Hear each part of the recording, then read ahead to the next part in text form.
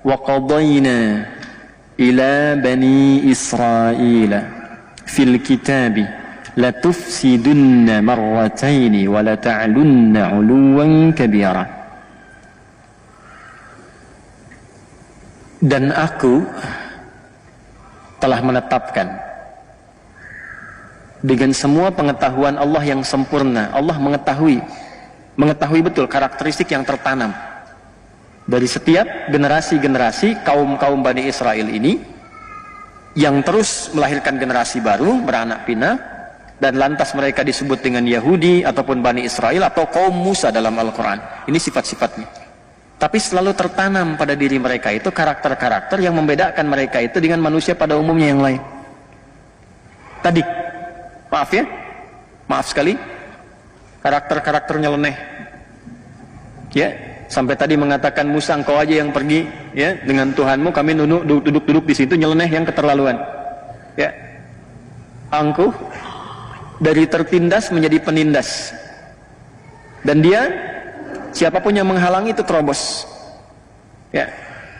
Nanti di bidang-bidang terkait dengan ekonomi, semua pelanggaran dilakukan yang penting untung. Itu ada jalurnya, nanti kita bisa sebutkan satu-satu. Dan dikonfirmasi oleh sejarah.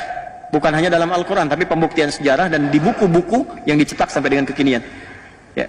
Teruskan.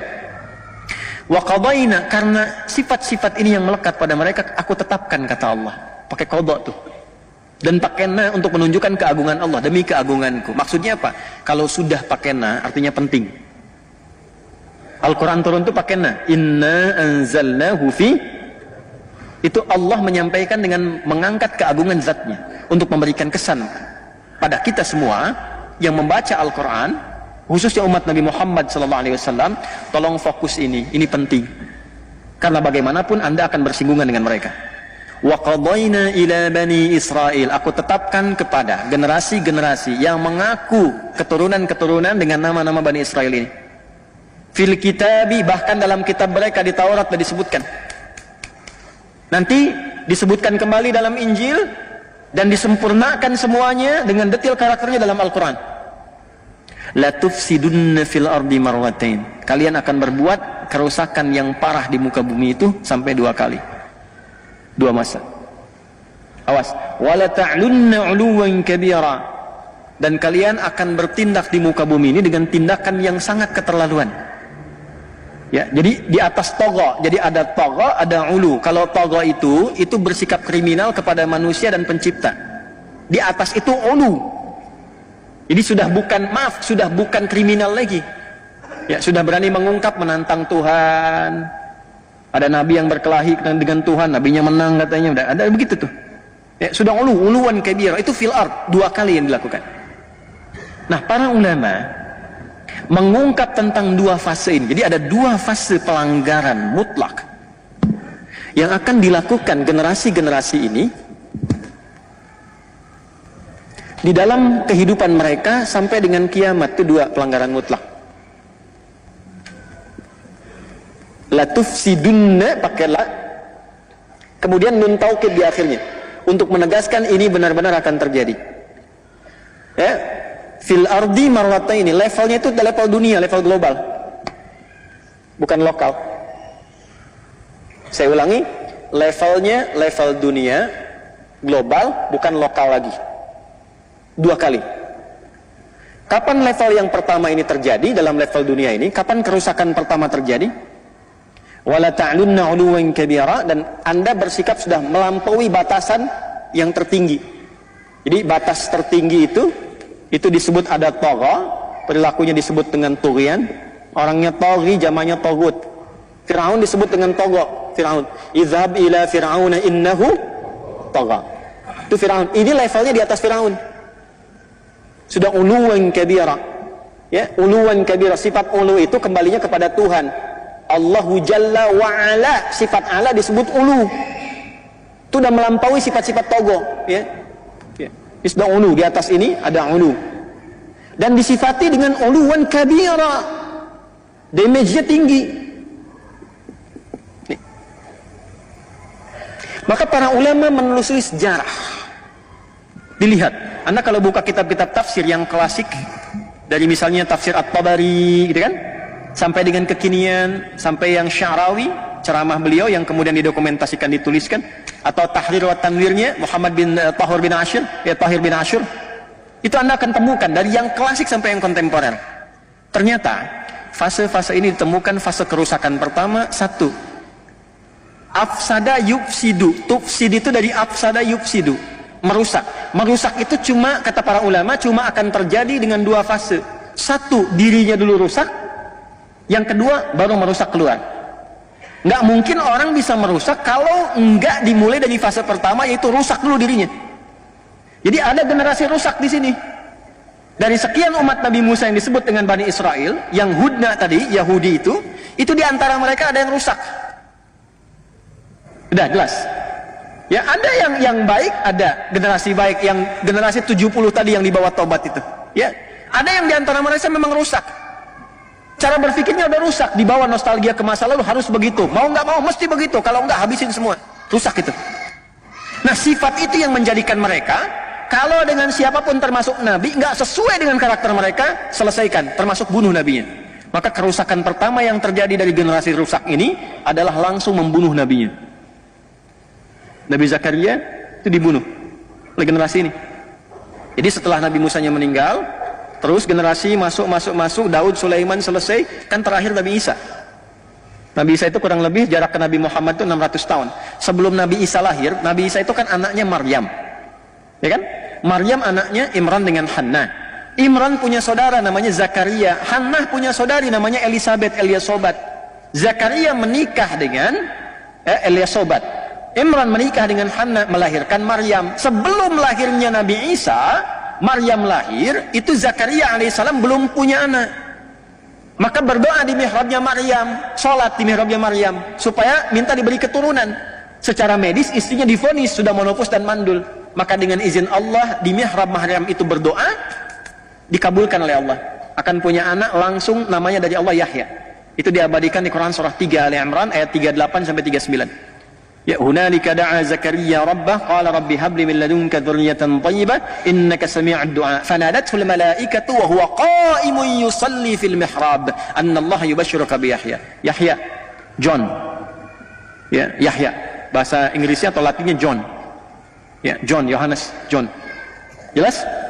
Nah, ini Nabi Zakaria, Nabi Yahya itu kan ditunggu-tunggu pemuka Nabi mereka itu, pemukanya. Generasinya sama, generasi Musa ke bawah itu.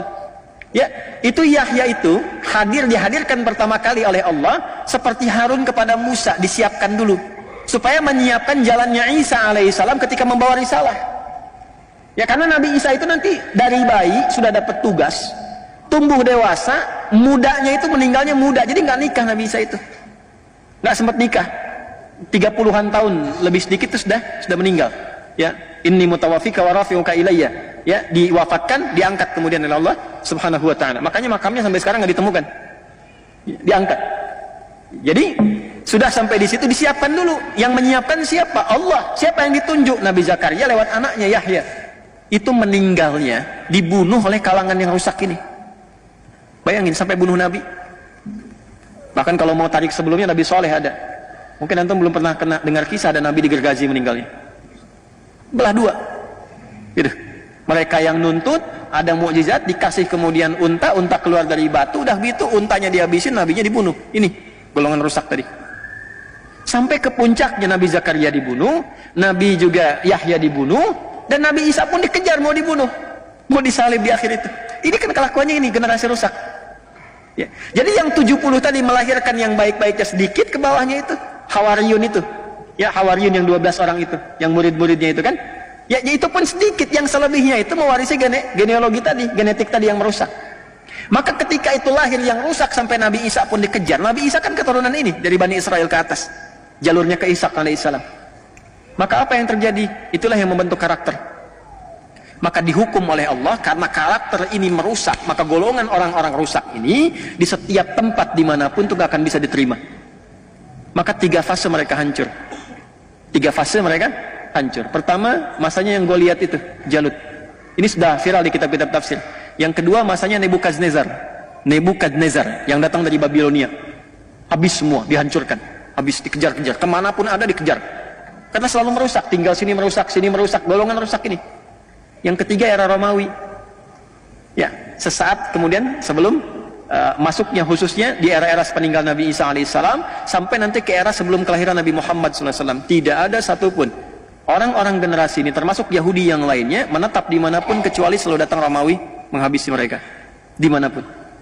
Ya, sampai nanti generasinya Turki Utsmani sampai periode yang berikutnya. Itu setiap tinggal mau wilayah Eropa dimanapun selesai inkuisisi. Kalau nggak digantung, disiksa, habis, dikejar kemanapun. Nggak ada yang bisa menetap karena perilaku ini. Ya. Jadi golongan rusak itu tinggal dimanapun sifatnya merusak. Di kalau dagang pengen yang paling unggul, tapi cara unggulnya itu ini diadu dulu nih. Yang eksis diadu supaya hancur, begitu hancur dia masuk. Di setiap tempat, setiap era dengan cara berbeda tapi polanya sama. Selalu ingin unggul. Dan sifatnya itu semua sistem dalam berkehidupan disebut millah namanya. Itu prinsip mereka, sepanjang ada sistem berkehidupan di era manapun kita harus yang paling atas. Apapun caranya. Itu yang diungkap di Al-Baqarah ayat 120. Walan tarda ankal yahudu walan nasara hatta tattabi'a millatahum. Antum bedakan din dengan millah itu beda. Dan lihat ya, jangan salah nih, jangan salah. Kalau Yahudi pakai walan tarda ankal yahud, disebutkan Yahudi. Tapi Nasrani pakai la. Cuman kita bacanya pakai kan alif lamnya syamsiyah tuh. Ya, lamnya masuk ke nun, walan nasara. Padahal itu tulisannya la, wala an nasara. Yahudi lebih dahsyat. Ya. Di ekonomi, di pekerjaan harus selalu di atas, kuasai. Bagaimanapun caranya. Habisin dulu, hancurkan dulu. Bikin mata uangnya habis, jatuh semua, beli, ini naik ke atas. Yang penting bisa menguasai. Itu caranya. Ya itu kan perilaku ya, perilaku. Nanti caranya menghadapinya bagaimana secara elegan. Ini bukan dorongan untuk membenci, begini. Bukan. Ini menampilkan karakter. Ini dimanapun akan begini. Cara menghadapinya bagaimana. Jadi indahnya Islam itu bukan datang dengan kutukan, bukan celaan, bukan cacian, bukan kebencian. Gak ada uraian kebencian di Quran tuh gak ada. Quran cuma menampilkan secara faktual begini karakternya. Kalau ente hidup bergaul dengan mereka, yang akan muncul tuh seperti ini. Nanti menghadapinya bagaimana? Itu sisi ekonomi. Ya, secara militer juga begitu nanti. Karena mewarisi generasi yang sebelumnya itu, karakteristiknya yang sangat kasar, pengen sesuatu segera dilakukan, Nabi aja dibunuh, apalagi yang bukan Nabi. Nabi aja nggak ada harganya. Kalau rumah sakit dibom, dunia mengutuk, cuman ngutuk aja, ngutuk begini. Besoknya ambulan dibom lagi. Ini nggak pengaruh. Lihat wawancara terakhir itu. Ya, bagi kami nggak ada harganya. Kolateral itu dibandingkan dengan nyawa ini kami, katanya warga kami. Jadi generasinya dijaga, yang penting yang lain nggak ada nilainya. Nilainya. Antum nggak ada nilainya tuh. Saya nggak ada nilainya. Dia ada yang ada nilai itu yang ini aja. Nah itu generasi rusak. Generasi rusak. Nah nanti 3 kali itu di fase terakhir, fase Romawi. Maka di mana-mana itu kemudian habis. Baca Qurannya lagi. Ya, yuk kita bacakan lagi. Wa qadayna ila bani Israil fil kitab la tufsidunna fil ardi marratayn wa la ta'lunna 'uluwan kabira. Terus fa idza jaa wa'du ulahuma ba'athna 'alaikum 'ibadan lana uli ba'si syadid fajasu khilalan diyar wa kana wa'dan maf'ula. Jadi begitu kerusakan pertama terjadi tadi, yang membunuh nabi, membunuh rasul, berbuat kerusakan, maka diutus oleh Allah itu hamba-hamba yang lebih rusak tapi kuat. Ya, yang dimaksud di situ bukan yang muslim, bukan. Ya, yang memang udah sama-sama keras dengan mereka tapi sudah menghabisi mereka. Puncaknya di Romawi tadi. Jadi dari yang pertama tadi Goliat, Jalut, kemudian ada Nebukadnezar. Ya, setelah itu kemudian di fase akhirnya Romawi. Makanya di negeri-negeri Eropa itu wajar kalau mereka terusir semua. Di Eropa terusir, baca sejarah deh. Di Jerman terusir, Austria terusir, di Eropa semua terusir. Jadi nggak ada yang pengen sebetulnya ada di situ tuh. Nggak ada yang pengen. Ya makanya mereka cari tempat aja, yang penting jangan di sini. Jangan di sini. Karena tahu kalau ada di situ rusak tuh negerinya. Ekonomi nggak stabil karena udah dikuasai klan ini aja. Walaupun cuma ada 5 ini yang megang. 5 yang megang. Tuh, yang lain habis semua di bawah. Dan dikendalikan semaunya, rusak akhirnya. Akhirnya apa yang mereka lakukan? Udah keluarin dari sini, keluar dari dulu begitu, diusir dan seterusnya. Ya, sampai yang paling menarik apa? Yang menjadikan mereka bisa kembali tenang dan hidup dengan nyaman adalah risalahnya Nabi Muhammad SAW yang mewarisi risalah Nabi Ibrahim alaihissalam ke atas dan menyempurnakannya. Karena ketemu, kenapa tadi saya sebutkan nasab di awal, untuk menunjukkan kalau ini dipraktekkan damai semua. Singkatnya sudah selesai, singkat langsung lompat ke era Nabi Muhammad. Begitu di era Nabi Muhammad ditertibkan semua, diberikan panduan kepada para sahabat, udah. Nih, maaf ya, maaf. Dari klan ini saja yang terusir dari Romawi tadi, kan di Roma tuh diusir tuh. Ya, pendeta-pendeta Yahudi, rahib-rahibnya itu sudah mengatakan, robi-robinya, udah kita tunggu aja nabi terakhir yang paling hebat yang membawa kita ke masa keemasan lagi. Namanya Muhammad, lahirnya di Mekah, cuma nanti akan hijrah ke Yasrib. Yasrib itu kota tenang, kota damai, ada kota subur. Cuman kalau di Mekah, dia akan diusir oleh kaumnya, disiksa. Daripada kita ikutan capek, kita nunggu aja di Yasrib.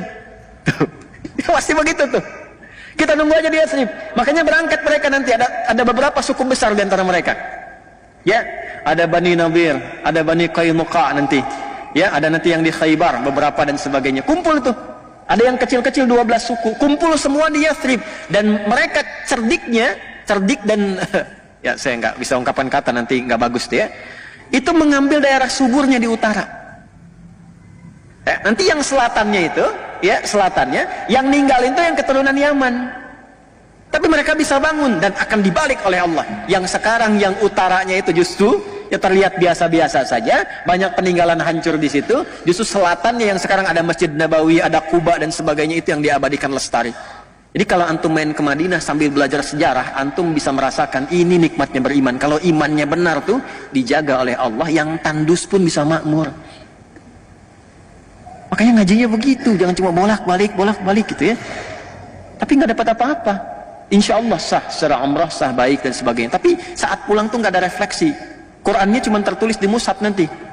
Nggak ada pengalaman dalam keseharian kita. Singkat, ini selesai, perilaku menyimpang juga. Udah datang nabinya ditolak, bahkan mau dibunuh. Hukum mereka kalau nanti melakukan misalnya pemberontakan dalam konteks negara, itu hukumnya diusir, dihukum Yahudi.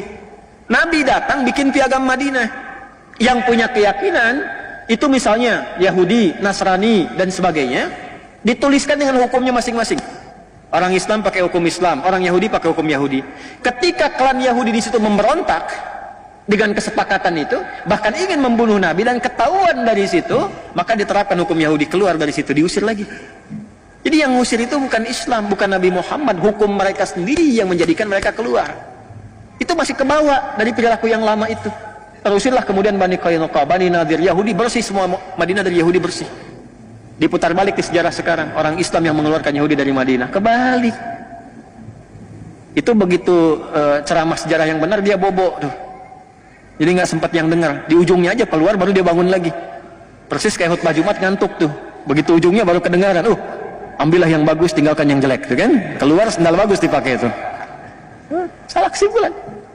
Keluar dari sini, kacau lagi, kacau, di mana-mana diusir dan sebagainya. Secara singkat saja, zamannya Umar dibuka Palestina, Romawi dikalahkan, masuk pasukan, kunci dipegang, kedamaian terjadi. Kristen bisa tinggal di situ nyaman. Bahkan gereja diabadikan, gak dirusak, gak diapa-apain. Saking hebatnya Umar pada masa itu, dengan tawadu datang uskup besarnya sampai memberikan kunci gerejanya dan mempersilahkan kalau ingin digunakan untuk ibadah pertama kali. Kata Umar, jangan, ya, supaya tidak jadi fitnah di masa depan. Yang Kristen silahkan ibadah di tempatnya masing-masing. Kita tidak usah memaksa. Lakum dinukum waliyadin. Anda dilindungi, kita saling melindungi di sini, saling menjaga. Yang Kristen silahkan ibadah. Kalau bertanya tentang Islam dijelaskan. Pengen memeluk Islam silahkan, tapi tidak dipaksa. Walaupun yang pegang kuasa umat Islam. Yahudi boleh tinggal damai, semua damai pada masa itu. Sampai masuk lagi Romawi itu, terjadi perang salib, dikuasai lagi, keluar lagi semua, habis lagi, terjadi lagi seperti dulu. Ya, udah, yang bukan Nasrani keluar semua, keluar. Yang Muslim juga demikian, Yahudi dihabisin karena punya. Ini menarik ini, karena punya nasab. Kan Nabi Isa itu dikultuskan, Yesus itu kan dikultuskan. Nah, yang mau mengeksekusi itu kan kalangan Bani Israel dari Yahudi itu. Makanya sesungguhnya secara sejarah, ya, dari kalangan Nasrani ini sebetulnya punya rasa-rasa tidak suka, dendam yang terlampau berkepanjangan. Jadi dimanapun ada Yahudi, itu tertanam dalam fitrahnya yang lama itu, udah keluarin. Ya, kalau bisa habisin. Ya. Jadi kalau kita perhatikan dengan jujur, pernah nggak antum mendapatkan referensi sejarah? Ada di satu tempat umat Islam sengaja membantu umat Yahudi? Nggak ada. Coba cek dalam sejarah. Irisannya selalu begitu. Makanya agak aneh kalau nempel perjanjian baru dengan perjanjian lama itu agak aneh itu. Ya, kalau nempel ya, ini secara ilmiah ya. Ya, secara ilmiah. Jadi argumentasi ilmiah, bukan dalam narasi lain. Ini kita bahas sejarah. Kalau pengen diskusi silahkan. Ya, maksud saya jangan sampai dipotong-potong besok saya jadi tersangka gitu kan. Tidak, kita dialogkan ya. Balik sini. Jadi sudah selesai, datang periode siapa? Salahuddin Al-Ayyubi dari suku Kurdi. Dibuka lagi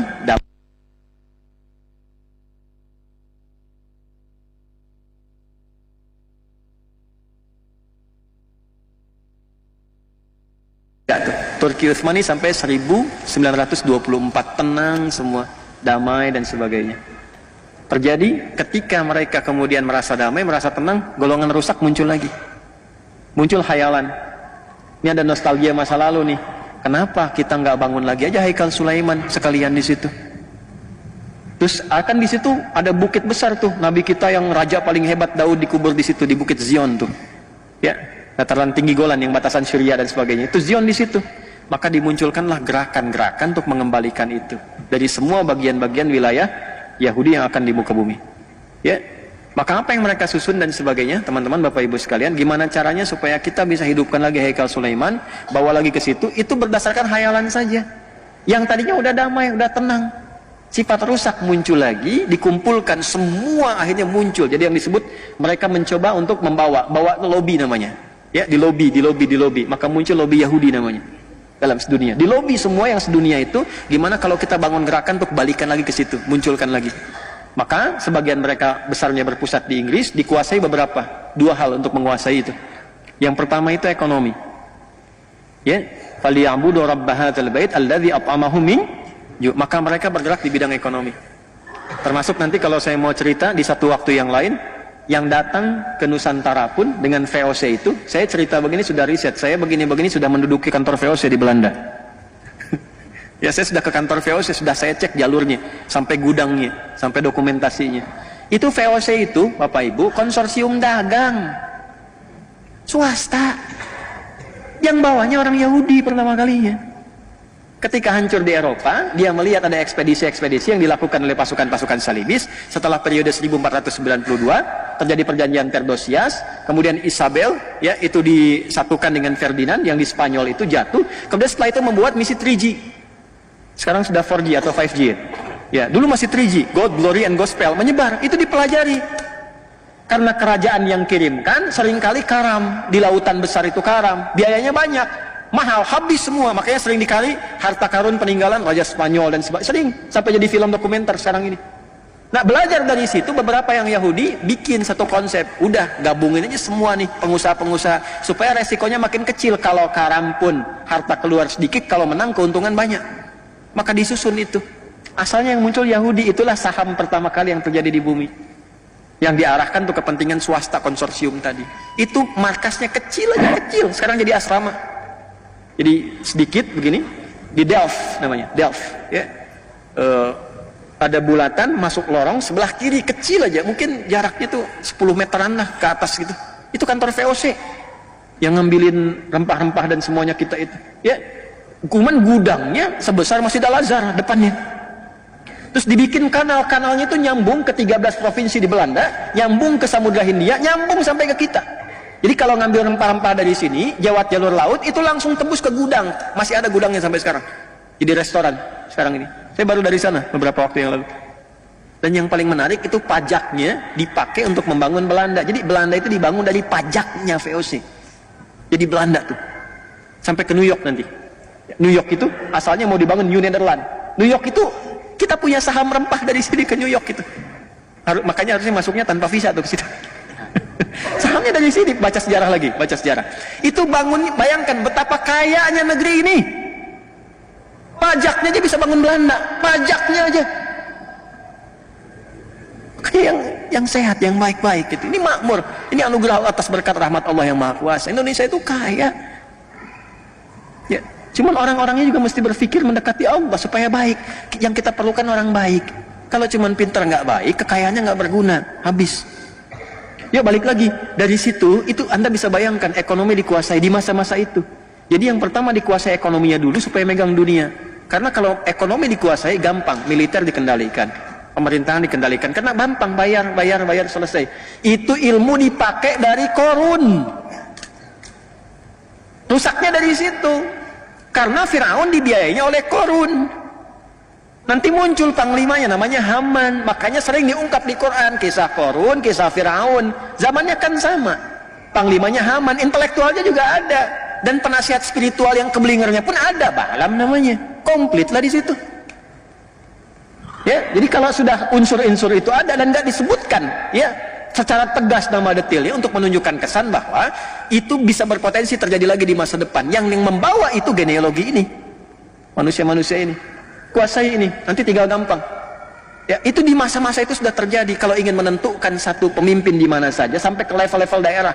Kalau di kita mungkin wali kota atau bupati, itu sudah nyampe. Udah masuk ke satu tempat disiapkan semuanya. Ini biayanya sekian. Ukuran jas kamu, ukuran sepatu kamu, ukuran ini udah sekian. Jadi, tapi harus ikut begini. Tuh kelakuannya ini. Dari dulu. Itu kalau saya buka sampai referensi sampai ke atasnya, kita bisa turunkan nasabnya sampai ke era Firaun itu. Nah, itu yang terjadi. Maka ini mengonfirmasi, teruskan ayatnya sampai ayat yang ke-6. Tsumma radadna lakumul karrata 'alaihim wa amdadnakum bi amwal. Itu konfirmasinya. Ini pembuktian firman Allah benarnya. Perhatikan, mereka akan kuat di bidang ekonomi. Ini, karena gerakan pertama yang dibangun itu. Wa amdadnakum bi amwal wa banin, keturunan mulai banyak menyebar dan mereka pegang ekonomi itu. Sekarang bukan cuma jadinya di Palestina itu yang 1948 kemudian tiba-tiba deklarasi, yang fasilitasi siapa? Inggris kan? Ya, khayalannya munculkan kembali keagungan itu di Bukit Zion itu. Maka gerakan untuk membawa ke Zion disebut dengan Zionism. Pelaku karakternya disebut dengan Zionis. Jadi yang ada sekarang di situ itu bukan sifat-sifat Israel, bukan. Bukan sifat-sifat Yahudi yang kembali hudna, bukan. Itu Zionis. Karena Yahudi yang awal-awal tinggal itu damai, biasa-biasa saja. Coba lihat, biasa-biasa saja dengan orang Islam biasa, dengan Kristen biasa, damai aja. Ini gerakan-gerakan perusak. Jadi yang datang ini perusak. Tapi udah disebut di Quran. Dan itu menyebar. Ya, wa amdadnakum bi amwalin wa banina. Yang paling hebat begini. Wa ja'alnakum aktsara nafira.